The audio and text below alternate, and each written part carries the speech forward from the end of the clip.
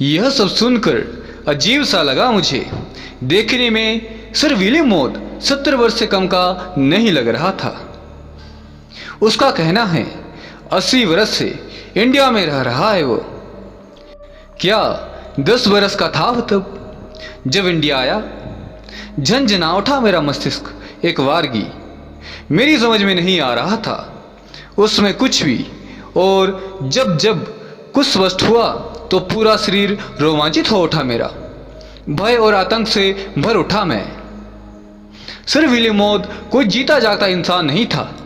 वो तो कभी का मर चुका था इंग्लैंड में 70 वर्ष की आयु में।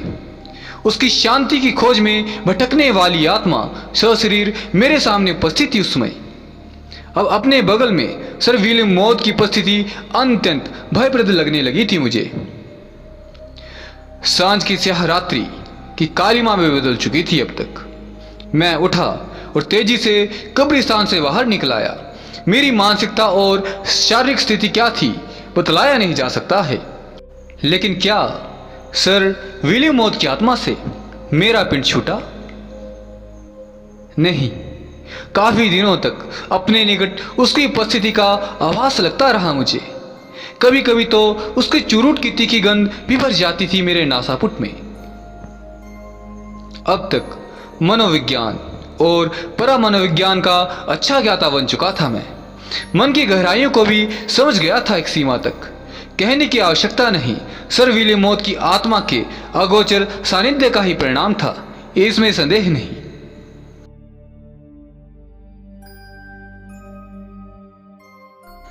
मन की गहराइयों में प्रवेश करने पर मुझे ज्ञात हुआ कि मन के दो स्वरूप हैं, चेतन और अचेतन। अचेतन मन का 2/3 भाग है जिसके क्रियाकलापों से हम अनभिज्ञ ही रहते हैं। परामनोविज्ञान के क्षेत्र में प्रवेश करने पर हमें ज्ञात होता है कि अचेतन में अविश्वसनीय और अकल्पनीय शक्तियाँ विद्यमान हैं, और ये शक्तियाँ अचेतन की सीमा को लांघकर चेतन मन में प्रकट होती हैं तो उनके कौतुक लोगों को हतप्रद कर देते हैं। उसे देवी चमत्कार समझने लगते हैं लोग। यदि विचारपूर्वक देखा जाए तो ये कौतुक वास्तव में अचेतन मन की ऐसी असाधारण क्रियाएं हैं जिसको समझने में अभी तक मानव बुद्धि असमर्थ रही है।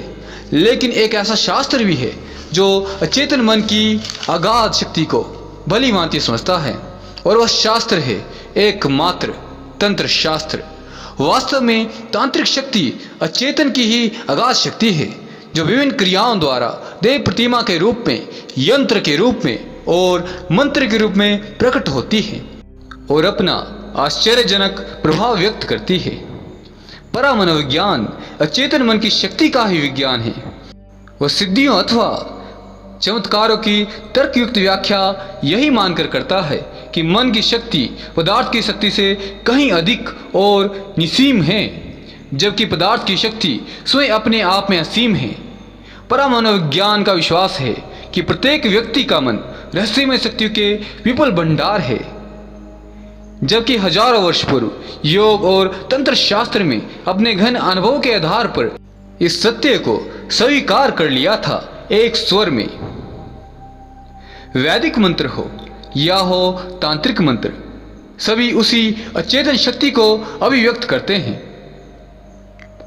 सच पूछा जाए तो अचेतन मन की शक्तियों की अनुभूतियों के मार्ग में सबसे बड़ा बाधक है चेतन मन, और यही कारण है कि साधारण मनुष्य को यह अनुभूति तभी होती है जब उसका चेतन मन निष्क्रिय रहता है, जैसे स्वप्नावस्था में, मूर्छावस्था में या गहरे नशे की स्थिति में। कोई भी नशा हो वह स्थूल शरीर से अधिक सूक्ष्म शरीर को प्रभावित करता है। सूक्ष्म शरीर ना हो तो स्थूल शरीर का कोई महत्व नहीं। वो तो अस्थि, मज्जा, मांस आदि से निर्मित एक यंत्र के समान है जिसे संचालित करता है सूक्ष्म शरीर। इसी प्रकार सूक्ष्म शरीर को संचालित करता है मनोमय शरीर। मन का जितना अंश सूक्ष्म शरीर का भेदन कर स्थूल शरीर में प्रकट होता है वह मन का चेतन रूप है, शेष अंश मन का अचेतन रूप है। यहाँ तक यह समझ लेना चाहिए कि अचेतन की जो अगाध शक्तियाँ हैं वे वास्तव में आत्मा की सो शक्तियाँ हैं। योगीगण आत्मशक्ति का विकास करते थे। और तंत्र साधक ग्रहण करते हैं विकास मन शक्ति का। ये दोनों में अंतर है। आत्मशक्ति का क्रमिक विकास योगी का उद्देश्य है और मन शक्ति का विकास है तंत्र का उद्देश्य। मन व शरीर के एक ओर आत्म शरीर है तो दूसरी ओर है सूक्ष्म शरीर। जैसे स्थूल में चेतन मन कार्य करता है, उसी प्रकार सूक्ष्म शरीर में कुछ अंश कार्य करता है अचेतन मन।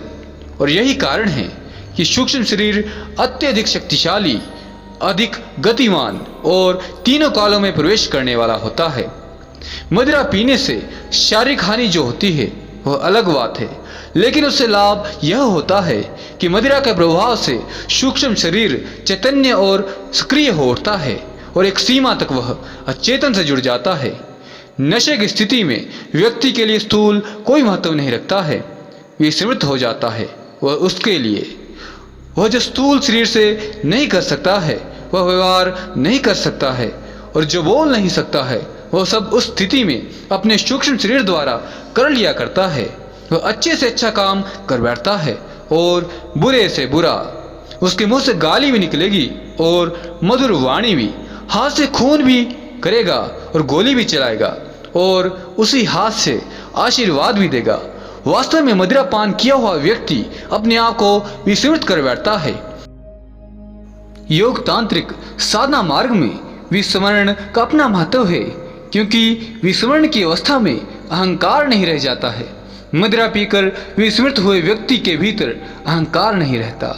मदिरा के नशे में कहने का तात्पर्य यह है कि व्यक्ति को विस्मरण तो उपलब्ध होता ही है, उसके साथ ही कुछ समय के लिए विस्मरण के प्रभाव से अहंकार रहित भी हो जाता है। मदिरा अहंकार को समाप्त कर देती है। जो मदिरा नहीं पीते हैं उनमें अहंकार कूट कूट कर भरा होता है। वे एक क्षण के लिए अपने आप को भूल नहीं पाते, विस्मृत भी नहीं कर पाते। अपने को विस्मृत करने और अहंकार रहित होने का उनके पास कोई उपाय नहीं है। सच पूछा जाए तो मदिरा ही एक ऐसी वस्तु है जो कुछ समय के लिए विस्मरण और निरहंकारी की अवस्था उत्पन्न कर देता है। ऐसी अवस्था में मदिरा पान करने वाला व्यक्ति प्रायः मृदु स्वभाव का होता है